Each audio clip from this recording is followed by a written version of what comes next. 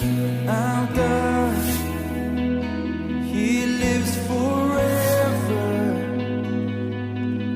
He reigns in power and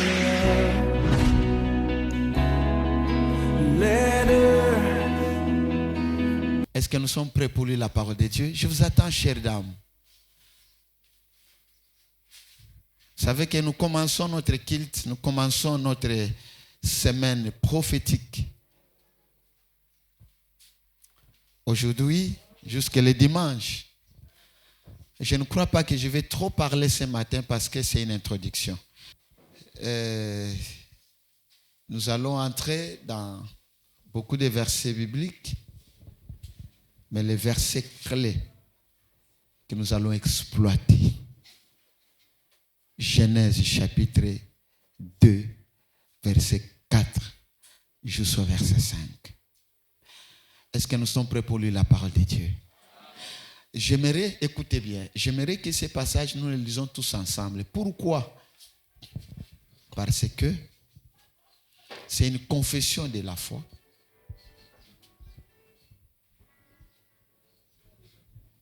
Genèse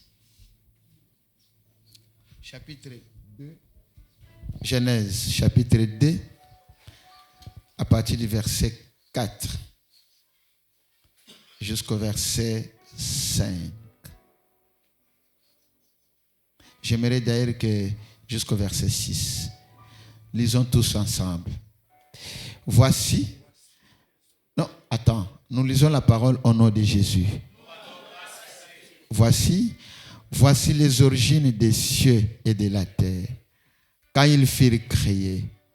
Lorsque l'Éternel Dieu fit une terre et des cieux, d'autres arbustes des champs n'étaient encore sur la terre, et aucune herbe des champs ne germait encore, car l'Éternel Dieu n'avait pas fait pleuvoir sur la terre, et il n'y avait point d'homme pour cultiver le sol. Mais une vapeur s'éleva de la terre et arrosa toute la terre, toute la surface du sol. Amen. Prions. Père, ce matin, Seigneur, nous commençons avec toi. Il y a des choses que tu vas nous communiquer. Il y a une grâce exceptionnelle ce matin. Bénis celui qui va écouter. Bénis cette parole. Instruis-nous. Au nom de Jésus-Christ de Nazareth. Amen. Est-ce que nous pourrons acclamer pour la parole de Dieu? Gloire à Dieu. Avant que je commence, j'aimerais qu'on se salue l'une après l'autre, l'un après l'autre. Savoir demander, si tu ne connais pas là où elle habite, savoir demander, t'habites où? Mon cher ami, mon cher frère, souhaitez-vous le bienvenu? Merci. Gloire à Dieu. Gloire à Dieu. Amen. Bon, ce séminaire, c'est une école, c'est une conférence,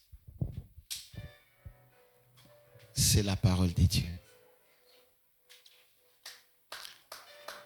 Je crois que nous commençons aujourd'hui. Il y a des objectifs que nous sommes en train de poursuivre. Les thèmes que Dieu nous a mis à cœur, parce qu'il fallait bien préparer le peuple, la gestion de l'humanité. La gestion. Je ne viens pas vous définir ici. Aujourd'hui, ce n'est pas le problème de la définition, la gestion, non. Ce matin, je ne vais qu'introduire. La gestion de l'humanité. Parlez encore. Koyeba koyangela mokili.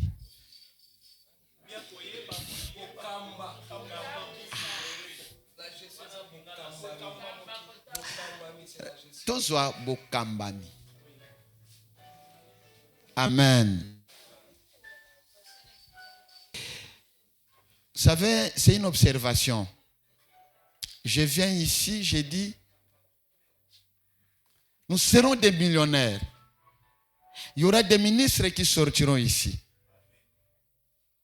Ce que j'ai toujours dit, il n'y aura aucun pauvre dans cette église. Je parle souvent, je prophétise. Mais la parole de Dieu n'est pas un slogan. Alors, c'est ce que j'ai compris que nous, les chrétiens, nous aimons beaucoup les miracles. Même là où on ne peut pas avoir les miracles. C'est dans ce contexte que je dis toujours, nous serons ceci, nous serons cela. Les années passent, il ne nous reste que 2 mois pour que l'année prenne fin. Est-ce que c'est un Dieu de slogans? La parole que je vous prête, ce sont des slogans. C'est ça ce que je vous parle?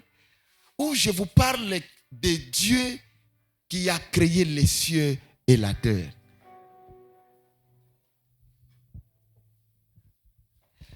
Vous allez voir que dans cet enseignement, pourquoi ça doit venir à ce moment?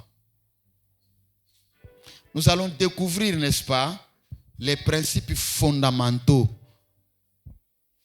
du business et de la richesse, mais selon la perspective du royaume des cieux.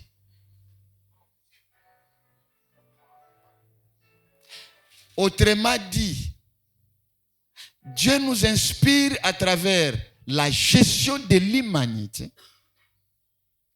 afin de comprendre les lois et les principes fondamentaux que Dieu a placés dans le cadre de la richesse, mais selon la perspective du royaume, c'est-à-dire selon l'orientation du royaume des cieux. Est-ce qu'on peut dire Amen? Voici la première observation. C'est pourquoi même pendant la semaine, venez avec votre stylo, venez avec votre cahier, bloc-notes. Cher ami, aujourd'hui, flamme que vous voyez tout le temps, vous ne serez pas ensemble avec lui. La richesse que je vous donne ailleurs, tu peux payer les Minerval. Mais ici, Dieu vous prépare comment gérer le monde. Quelqu'un peut dire Amen.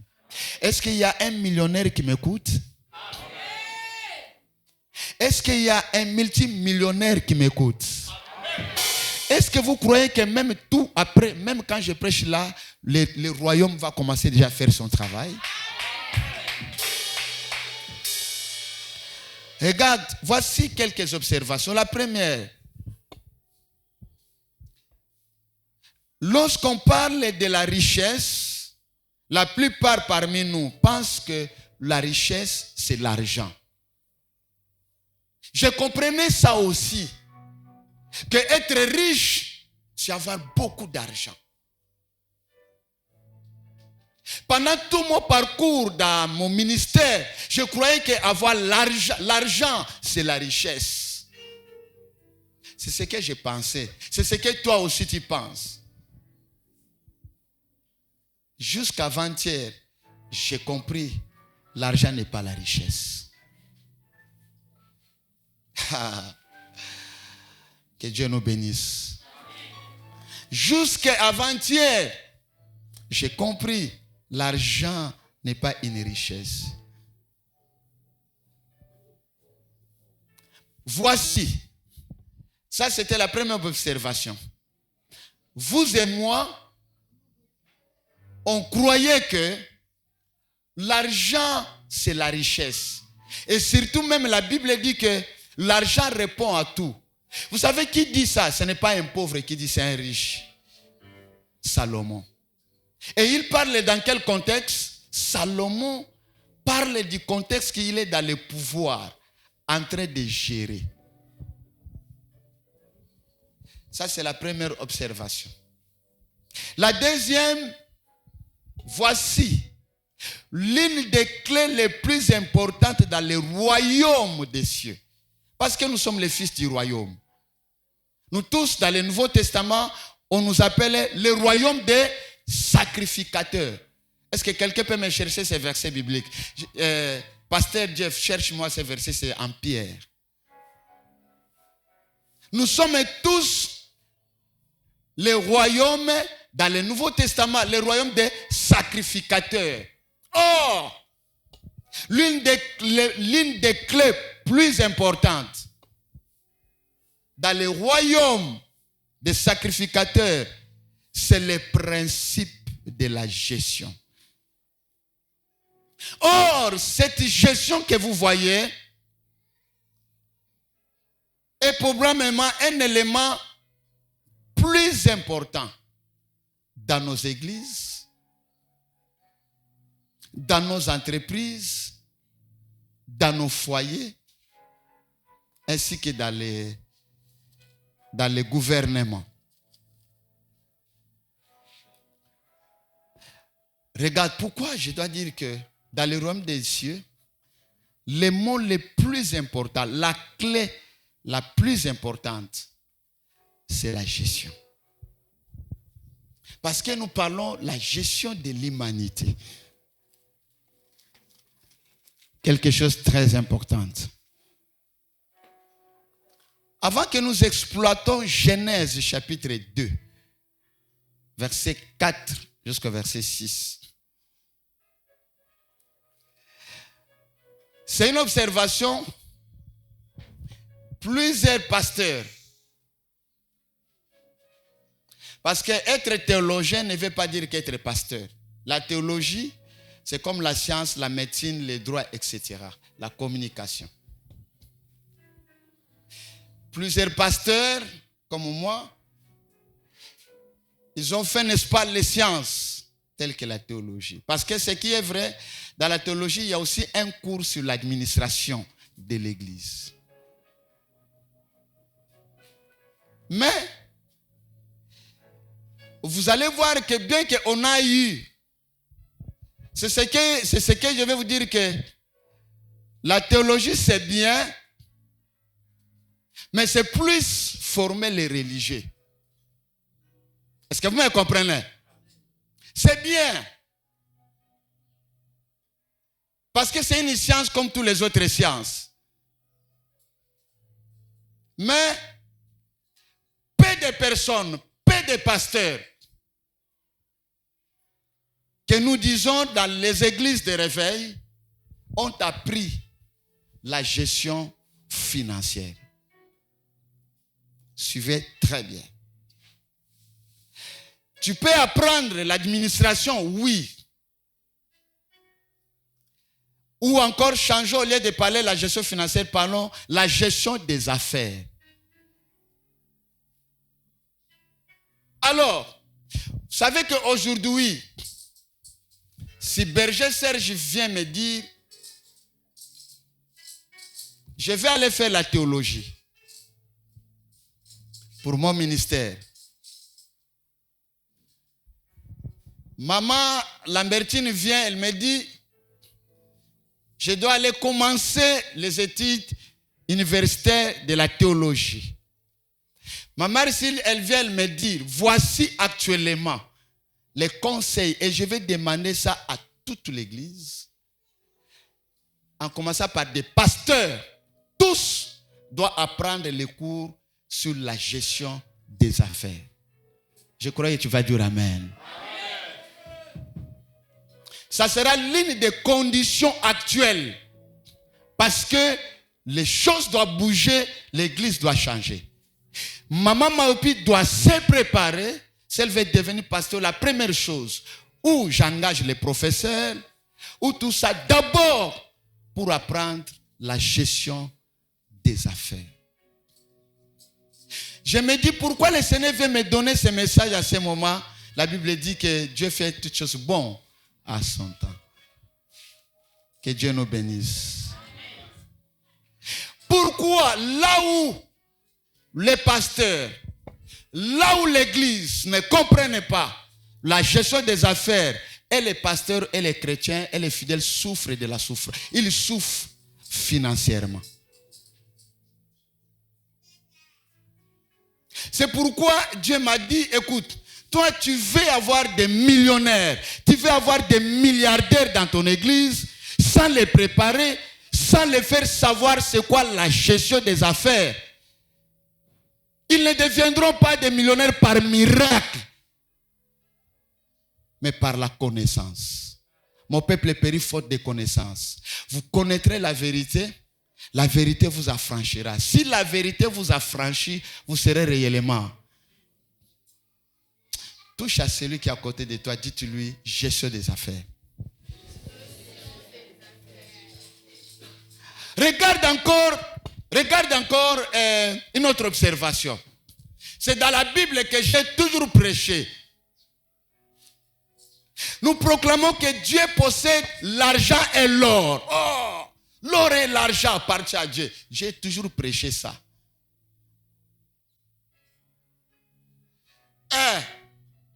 Et nous continuons à louer les... Écoutez, l'or et l'argent appartiennent à Dieu. Vous savez, ne vous inquiétez pas. L'or et l'argent appartiennent à Dieu. Nous continuons à louer jusqu'aujourd'hui. Suivez très bien s'il vous plaît. Vous serez révoltés ce matin. Regarde, je ne viens pas vous dire que tu dois aller en Europe. Mais je vais te dire comment devenir millionnaire. L'Europe ne donne pas les millions. L'Europe ne donne pas les milliards. Je comprends que tu as la pensée de la pauvreté. Tu crois que quand tu vas quitter ici, aller en Europe, tu vas gagner ta vie. Enlevez ça d'abord dans la tête. Oh Seigneur, que Dieu nous bénisse. L'or et l'argent appartiennent à Dieu. Nous sommes aujourd'hui le 21. Et quand même on va demander aux gens, venez, celui qui a pris l'engagement, il n'y aura pas. Il attend le 31 pour que nous donnons un retard. C'est un problème aussi de la mentalité. Mes chers frères, ça c'est un. Et deux, or et argent appartient à Dieu, mais nous faisons louer Dieu dans un espace. Ce n'est pas la honte à Dieu, c'est à notre honte.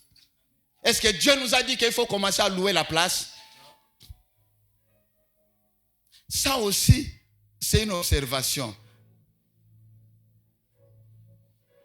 Écoutez, dans la même parole de Dieu, j'ai prêché et je continue à prêcher. Nous déclarons que la richesse des méchants est réservée pour nous les justes. C'est dans la Bible. Oh. Vous n'avez jamais écouté ça? C'est dans la Bible. Mais depuis 2000 ans, depuis que ces versets existent, depuis 2000 ans, ce sont toujours les méchants qui les possèdent. Regarde, cet immeuble-là. Voyez cet immeuble-là, la personne qui a fait ça. Nous étions à Makala, j'ai prophétisé. Vous voyez cet homme? Les propriétaires ici. Il était venu pauvre. Maman Espé connaît.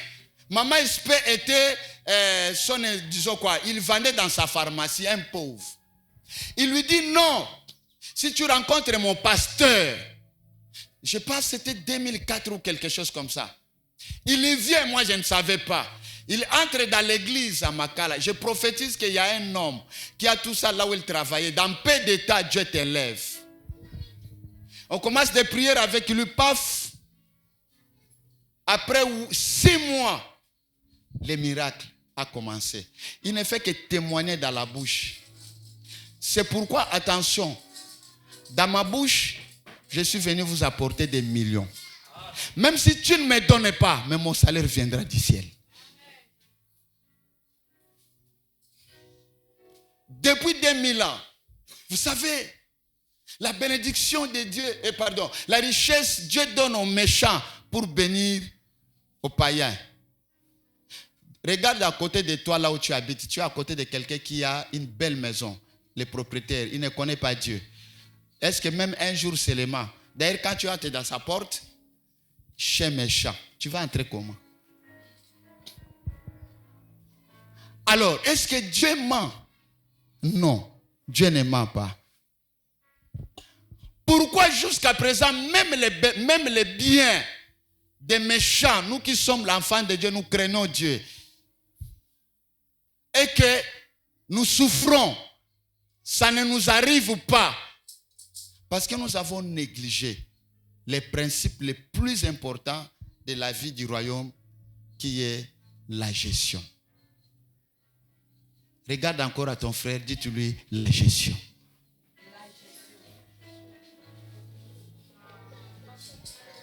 Ah, c'est très important. Voici encore une autre observation. Nous étions à l'église de Makala. Non, si pas ici à Makala, je ne sais plus. Je venais d'entrer dans la maison à Mongala, à Lemba. Je passe au terrain GD. Je passe au terrain GD. C'était une église qui était là. On a écrit l'église des millionnaires. Je refuse de citer les noms. Regarde, j'arrive, c'était un mercredi. J'ai quitté l'église. Je suis allé vers 19h30. Nous avons fini. Je passais par là. Mon frère, premièrement d'abord, je vois, on a écrit merci beaucoup. Alors, vous savez, j'arrive là-bas, première observation, je regarde. On a écrit église des millionnaires, c'était un culte. Population, c'était plus qu'une campagne d'évangélisation. De là où était, ce qu'on côté une église, bateau babikaka. Namona beki ba tcha qui prouve que ici c'est un endroit de miracles. Suivez bien. Et à côté, devant là, on a écrit église des millionnaires. Je sors une foule. Je croyais que c'était la campagne, mais c'était un culte. Je suis parti à la maison, j'ai pleuré. Seigneur, nasala nini. Et d'ailleurs, c'est que quoi? J'étais là à côté, j'entendais les pasteurs prêcher. Les larmes me coulaient. Vous savez pourquoi? Je rentre là-bas, je vois une foule immense. On a écrit les millionnaires. Les pasteurs étaient en toge noire. Un grand, un archevêque prêchait. Un prophète extraordinaire. Il prêche. Mais apparemment, bon, ça selon les contextes. Mais quand je suis rentré, Nanzela, Mayamis, Nzam, Nasalani. Ça me dépasse en quoi? Ce que j'ai écouté, Dieu, qu'est-ce qui se passe? Et puis surtout, c'est que dans cette église, il y a des millionnaires. Ça c'est un. Et deux, Seigneur, pourquoi pas moi? C'est un mercredi, je peux dire que ça peut être 5000 ou 7000 personnes dans ce culte. Aujourd'hui, quand je passe là-bas, l'église n'existe plus. Je me suis informé. L'église que j'ai vu les millionnaires, je voyais la foule. Et quand tu es en retraite, tu dois me dire, qu'est-ce que je dois faire? Aujourd'hui, quand je passe là-bas, c'est comme si une église n'existait pas. Suivez bien. Place comment les millionnaires, on a enlevé. J'apprends qu'aujourd'hui, les visionnaires, l'église n'existe plus. Avec cette foule. Et quand ils demandaient de l'argent, mes chers frères, les gens couraient. Et le même jour que j'ai passé ici, c'était un mercredi, je venais de demander l'argent pour le loyer. Personne n'a donné. Je pars là-bas, troublé. Ah!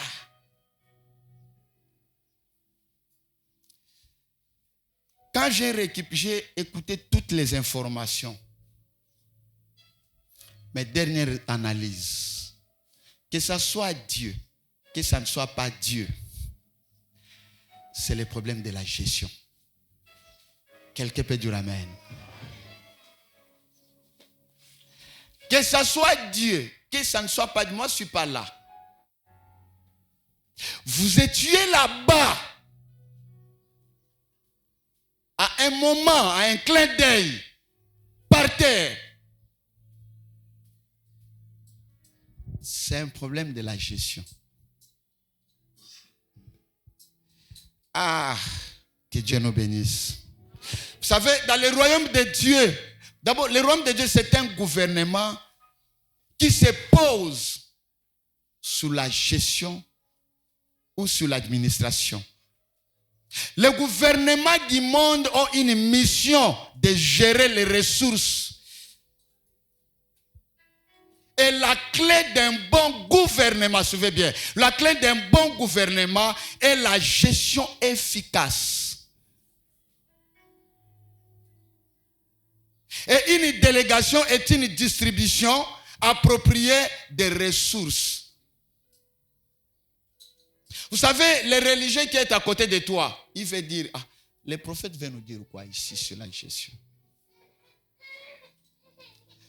Regarde à côté de toi, il y a une religieuse, il y a un religieux, mais qui va devenir vrai chrétien ce matin. Vous savez, les religieux, ils croient que ils croient que Dieu fonctionne selon nos émotions. Vous savez, selon nos émotions. Ils pensent qu'en suscitant la compassion de Dieu, Dieu doit avoir pitié de moi. Dieu doit avoir compassion de moi. Dieu doit avoir pitié de moi. Il peut obtenir tout ce qu'il veut, ou vous pouvez obtenir tout ce que vous voudrez. C'est ce qui fait que jusqu'à présent, nous restons dans la pauvreté. Pourquoi? Parce que nous croyons que Dieu fonctionne à travers nos émotions. Bon, parlons maintenant, parce que la gestion de l'humanité. Quelles sont les causes de la crise actuelle dans votre vie? Quelles sont les causes de la crise actuelle dans notre pays?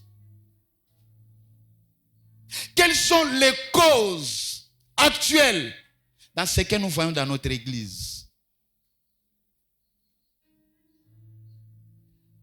Regarde, la première cause ou les premières causes, au pluriel, de la crise actuelle dans tous les niveaux de la vie, dans votre vie vous-même, dans votre foyer, famille, église, gouvernement, c'est la cupidité. C'est la cupidité. Parle à ton frère à côté, dites-lui la cupidité. La cupidité. C'est la cupidité. Vous savez, mes chers amis, s'il y a une crise même dans la maison, la cupidité là, même si vous voyez un foyer, un couple, il y a toujours des mésententes. La base, c'est ce mot, la cupidité. Ah bon? Comment ça? Parce que nous parlons sur la gestion de l'humanité. Mais parmi les causes, la première, c'est la cupidité. Par définition, c'est quoi la cupidité? La cupidité est la mauvaise gestion des ressources à des fins personnelles. C'est-à-dire, tu veux seulement toi, pas l'autre. L'autre ne boit pas, suivez très bien. L'autre boit, toi tu bois, l'autre ne boit pas. Ce que toi tu manges, l'autre ne mange pas.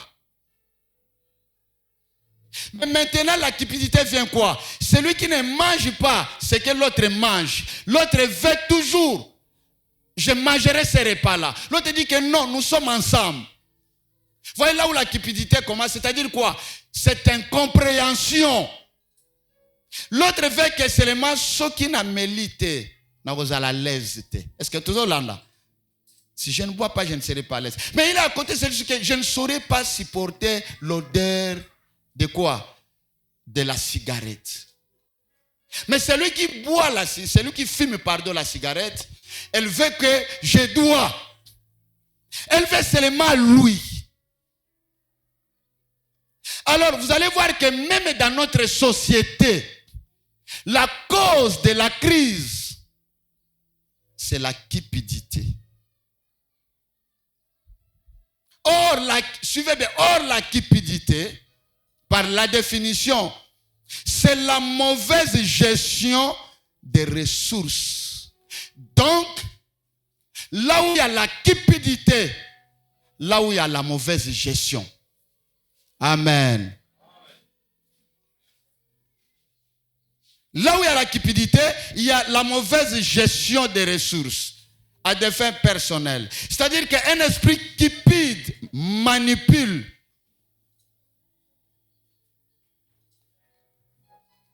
Là où il y a la cupidité, c'est là où il y a la manipulation. C'est là où il y a un langage, les corbeaux et les renards. Quelqu'un qui est cupide, il y a des femmes cupides, il y a des hommes cupides. Pour t'avoir, elle doit utiliser le langage entre les corbeaux et les renards. Dès qu'il a besoin de ce qu'il doit prendre, ils partent. Toi, tu regrettes. La cupidité. Or, même Jésus, il a parlé dans la Bible. Quand vous lisez Marc chapitre 7, à partir du verset 22. La cupidité, la malice. J'aimerais que nous puissions lire ça. Matthieu chapitre 7. Pardon, Marc. Marc chapitre 7. À partir... Marc chapitre 7, à partir du verset 22.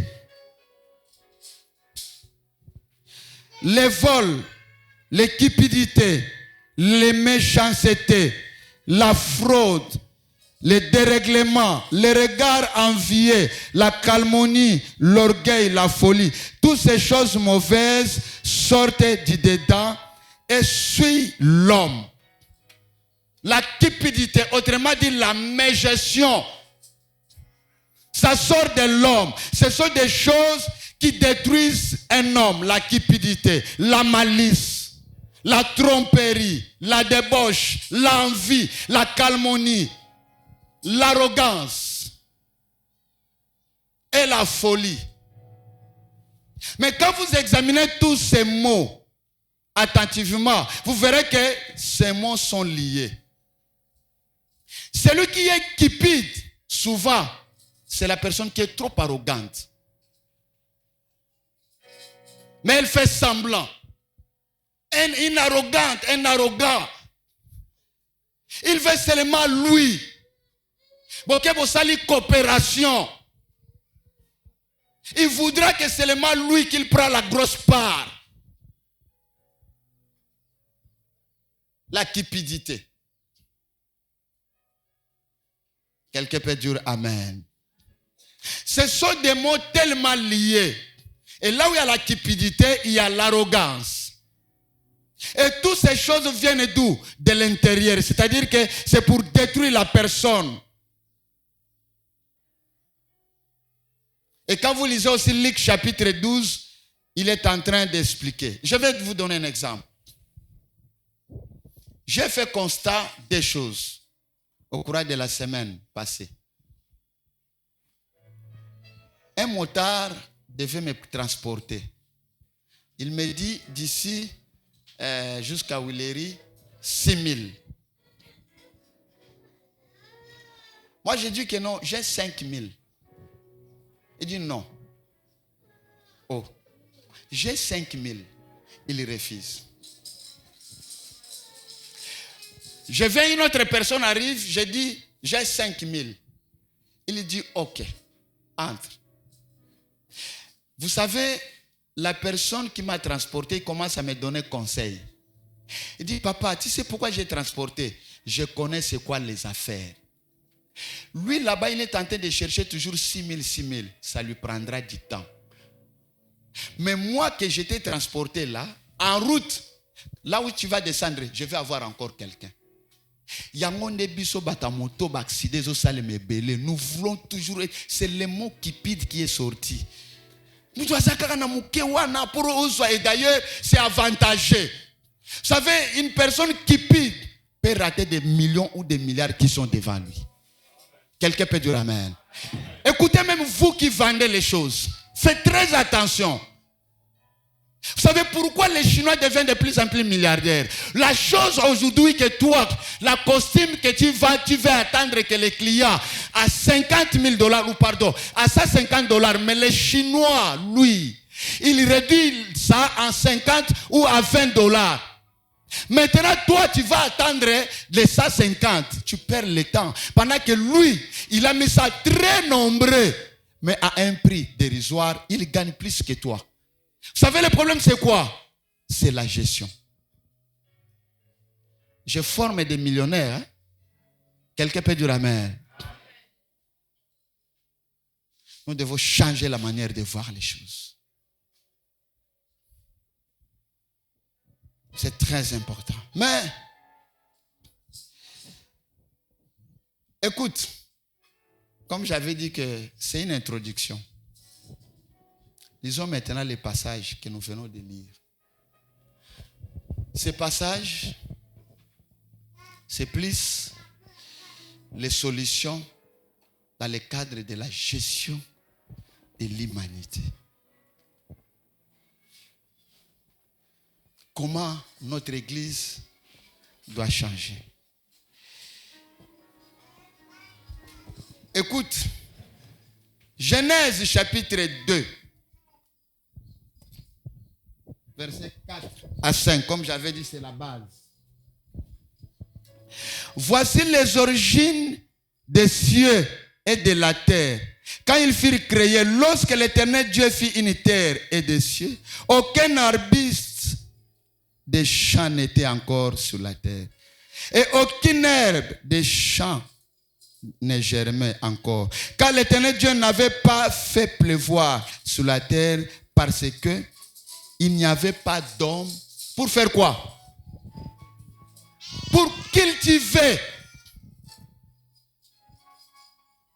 Il ne faut pas passer trop vite avec ces passages. C'est là où nous allons nous asseoir. Dieu, il a créé les cieux. Il a créé la terre. Mais la terre était vide. Ni arbre. Il n'y avait rien. Et quand nous lisons le verset 5 dit quoi? Aucun arbuste des champs. Le verset 6. Mais une vapeur s'éleva la terre et arrosa toute la surface du sol.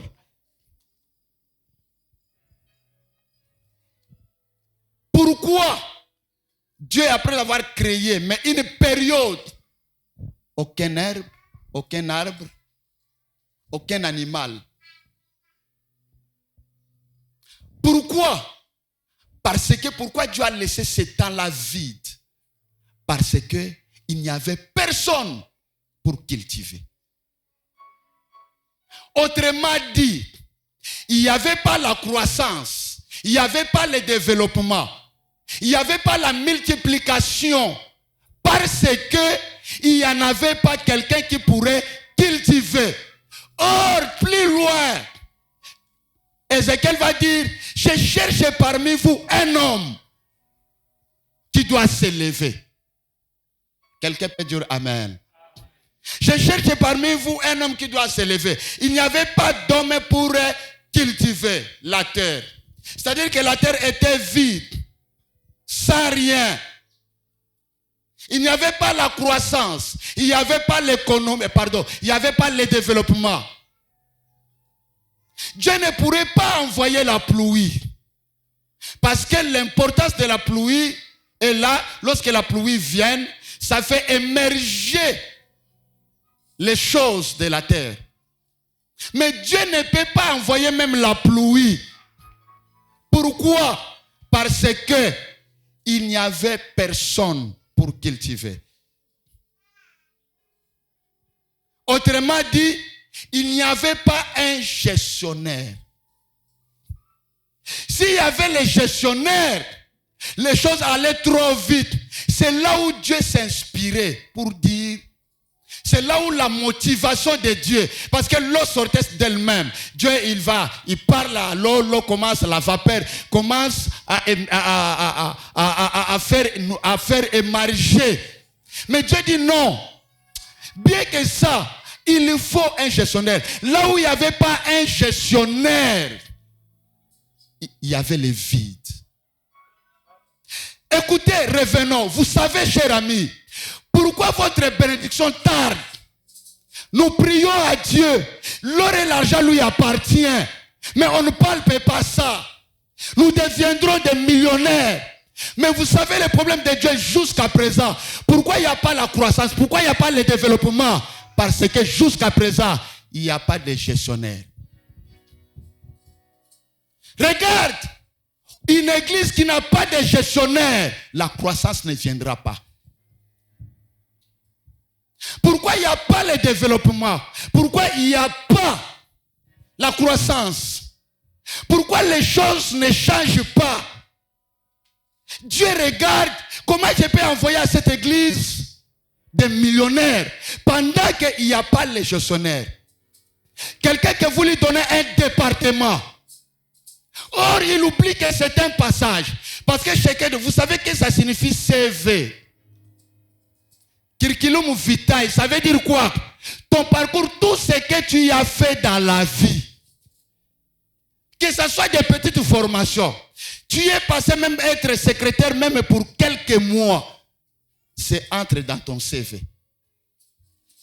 Parce que dans ton CV, lorsque tu vas écrire, même si tu vas aller dans une entreprise, il faut mentionner aussi quelque part de telle date à telle date, diacre dans l'assemblée des vainqueurs. Ça fait partie de votre CV. Est-ce que vous me comprenez? Mais maintenant, imaginez, il y a des gens qui rêvent. Moi, je dois devenir tel. Les prophètes nous prêchent ceci. Mais qu'est-ce qui se passe? Lorsque Dieu regarde, il dit jusqu'à présent, la dame ici, le monsieur ici, par rapport à ce qu'il devrait faire d'abord, ce n'est pas un gestionnaire. Nous allons tourner tout autour. C'est là où nous dirons, l'or et l'argent appartient à Dieu. Jusqu'à présent, tu vas aller au ciel gratuitement avant le temps parce que tu es un mauvais gestionnaire. Comment Dieu peut venir te bénir? Parce que chacun de nous est un gestionnaire quelque part. Ta responsabilité, ce que tu dois faire, tu ne le fais pas. Ça, je vous dis. Et je vous parle comme un homme de Dieu. Parce que, pourquoi? Parce que ce que tu fais, tout ce que tu fais là, d'abord, Dieu, quand il regarde, il y a la négligence par rapport aux premières responsabilités que tu as eues. Maman, papa, tu vas prier, tu vas gêner, tu vas pleurer. Là où il n'y avait pas les gestionnaires, il n'y avait pas le développement, il n'y avait pas la croissance. C'est ce que la Bible dit. Dieu ne pourrait jamais. C'est pourquoi Dieu a compris, non, avant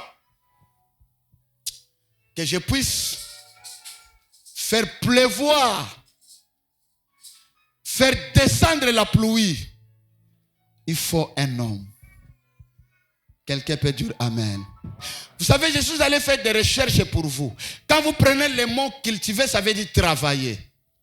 Vous savez, travailler ou cultiver, en hébreu, ça veut dire eragan. Qu'est-ce que ça signifie eragan? Eragan signifie les gestionnaires. C'est ça. Il n'y avait personne pour travailler. Il n'y avait personne pour cultiver. Cultiver, travailler. Eragan, ça signifie gestionnaire. Là où il n'y a pas les gestionnaires, s'il vous plaît, les millions ne viendront jamais. Dieu te regarde avec le paix que toi tu trouves. La responsabilité. Vous savez pourquoi Dieu vous a créé? Non, regarde. La première mission que Dieu a créée, Dieu t'a créé, ce n'est pas pour venir chanter. Suivez bien. La première mission que Dieu t'a créée, ce n'est pas que pour que tu deviennes prédicateur, pasteur, apôtre. Non. La première mission, lorsque Dieu t'a créé, non pour être d'abord guitariste. Mais la première mission en te créant, parce que Dieu avait vu qu'il y avait un vide, suivez bien, il y avait un vide, il n'y avait personne. Et la première mission que Dieu te donne en te créant, pour que tu sois un gestionnaire. Est-ce que tu peux dire Amen? Non, ça je vous l'ai dit, être pasteur, être chef, ça vient après, mais d'abord les gestionnaires du monde, d'abord les cultivateurs du monde, de la terre, parce que c'est de la terre que tout vient. L'or est où? Ça reste où? L'argent, ça reste où? Oui, je comprends, quand on parle de l'argent ici de la Bible, tu crois que 1000 francs, ce n'est pas 1000 francs. Et ça, matière, il y a l'ibende. C'est ça l'argent. Maintenant, on taille. Bah, papier, oh, ça, c'est la mondialisation, c'est le modernisme. Oui. Écoute, première mission que Dieu te donne, d'abord, c'est pour être un gestionnaire. Mais regarde, avant que je termine pendant quelques minutes. Un jour, j'étais avec le pasteur Valeur. Ça fait quelques 3 ou 4 ans passés. Il m'appelle, papa, j'ai besoin de toi. Vous pouvez passer à la maison. Je suis parti. Je me souviens à l'époque, je ne sais plus. Il m'avait donné une dîme. Il dit, papa, voici. Et puis, nous sommes sortis avec lui. Je me rendais maintenant à ma tête. Moi, je dis, ah, papa, que Dieu te bénisse. Papa, tu vois cet argent? Ah, papa, il vous a bien. Je me souviens, là, garde tes selles. Papa, en tout cas, que Dieu te bénisse vraiment. Bafle l'église, au monde et tout ça. Pasteur Valère me dit, papa, faites attention. Je me souviens, papa, peut-être tu vas te souvenir, dit que ne fais pas la confusion. Ton argent et l'argent de l'église. C'était pas sorti de ta bouche. Il dit, papa, prends cet argent, vas-y acheter du lait. L'église doit se prendre en charge. Papa, vous savez, vous risquerez, vous nous prêchez là-bas. Vous croyez que Dieu sera content quand ton enfant là-bas manque de lait, tu prends cet argent-là.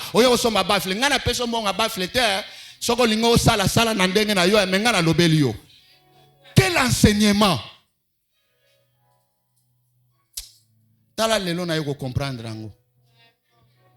Après combien de temps? Là où il n'y a pas la gestion, Dieu ne donnera pas des millions. Vous savez que jusqu'à présent, on ne peut pas être des locataires. C'est le problème de la gestion. Imaginez un chef de département qui n'arrive pas à gérer 10 personnes, 15 personnes. Dieu peut lui donner une grande entreprise pour être un ministre. Je vous pose la question. Vous savez pourquoi? Chrétiens, s'il vous plaît, je ne vous forme pas des religieux. Les gestionnaires du monde. Non. Là où il n'y a pas la gestion dans un foyer, les millions ne viendront pas. J'étais trop spirituel, trop. J'allais mourir pauvre, heureusement. la gestion, les gestionnaires du monde. Ce message m'a bouleversé, sa femme est bouleversée. Et je vous l'ai dit, pourquoi? J'ai compris que là où il y a la gestion, un diacre dans l'église n'arrive pas à contrôler même des petites histoires. Dieu regarde celui qui est fidèle dans des petites choses. Si tu es fidèle dans des grandes choses, écoutez, moi je vous prépare pour des grandes choses. Mais toi, je pars d'abord par un président, il y a des 7 départements. S'il vous plaît, s'il vous plaît. Là où il n'y a pas la gestion, le développement ne viendra jamais. La croissance ne viendra jamais. Je crois que tu vas dire amen. Mais écoute, pour finir, nous devons être des bons gestionnaires. Comment devenir? Comment gérer? Comment se retrouver que Dieu m'a appelé pour de grandes choses? Pour bien gérer, voici les 7 sphères de richesse que vous devrez vous concentrer. Si l'une des sphères vous manque, alors vous tombez dans la mégestion. Premièrement, un bon gestionnaire. Je vous l'ai dit, vous savez, des petites responsabilités que Dieu vous donne ici à l'église, vous négligez. Je parle comme un prophète. Les grandes responsabilités de la vie ne vous viendra jamais. Ce message est venu nous révolter. Parce que Dieu observe, il regarde. Est-ce que toi tu es prêt de toucher $100,000? Je te pose la question. Toi là, tu es prête? Ah bon? Tu es déjà prête pour toucher même 100,000, c'est trop. Même $5,000, même 10,000. Tu es prête? Parce que Dieu observe là où il n'y a pas la gestion.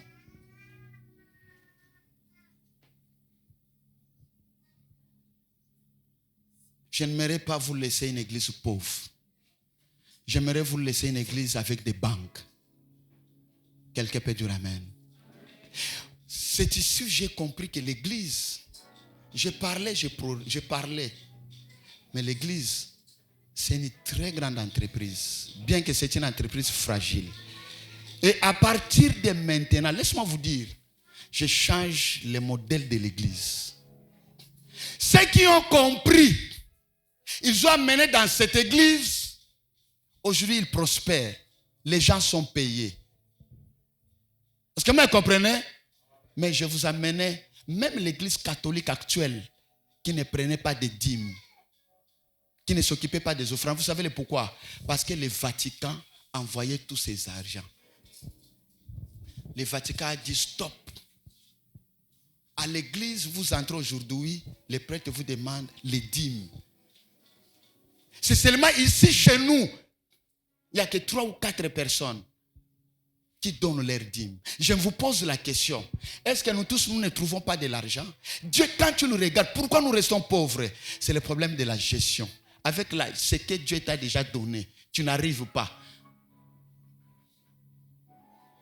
Revoyons les choses.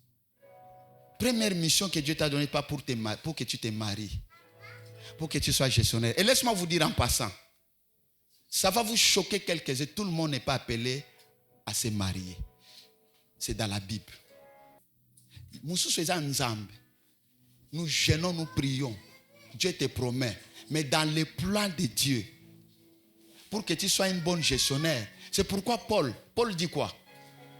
C'est mieux. Mais selon la religion. Mais il y a des c'est pourquoi à chaque fois quand tu pries par rapport à ton mariage, ne force rien. Peut-être Dieu t'a appelé pour le ministère sans que tu le saches. À un moment donné, ça marche, à un moment donné, c'est le problème de comprendre la gestion. Là où tu dois t'investir dans la sphère pour que tu sois un bon gestionnaire. Premièrement, je vais parler seulement une seule. faire des richesses spirituelles. C'est-à-dire être riche pour Dieu. C'est ce que la Bible appelle être riche pour Dieu. Si votre vie spirituelle est en désordre, tu peux avoir millions de dollars. Tu ne feras rien avec ça, tu resteras pauvre. La Bible dit, à quoi est bon à un homme de gagner sa vie s'il perdrait son âme?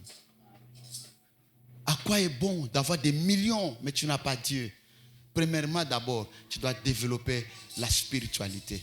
Vous savez, dans le monde, quelqu'un qui veut être dirigeant, on va lui parler, allez toucher au fétiche, allez toucher ceci, allez voir ceci. Il cherche la spiritualité pour faire quoi? Pour se protéger. Mais maintenant, chez nous, dans le royaume, notre spiritualité, c'est la vie de prière. Cher ami, tu peux avoir des millions. Vous n'avez jamais appris quelqu'un qui avait des millions. Mais parce qu'il a refusé l'aspect spirituel. Pourquoi il y a d'autres fonctions Dieu vous fait quitter? Pourquoi? Faites attention avec ces messages.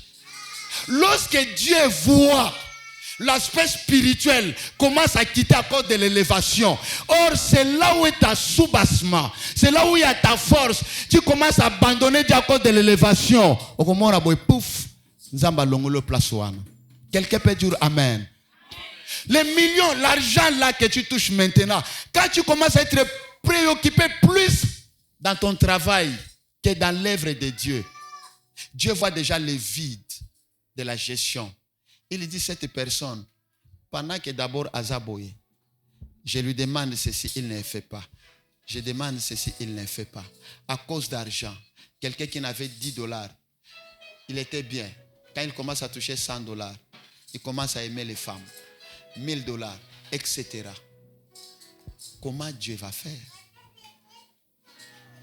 C'est pourquoi il faut développer la vie de prière. C'est ici où la prière de notre Père intervient. C'est ici. Voici.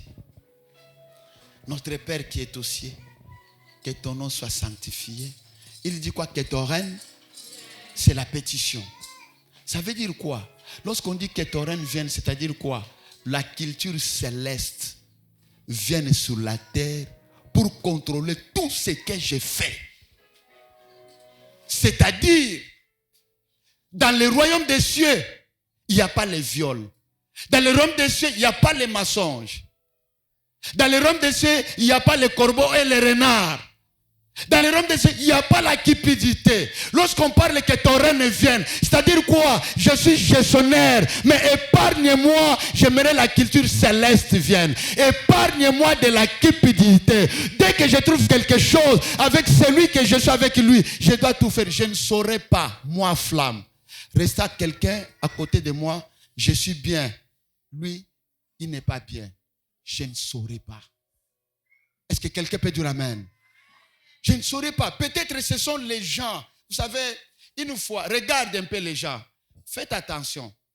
Chaque fois, la personne que Dieu te fait passer par lui, Dieu sait le pourquoi.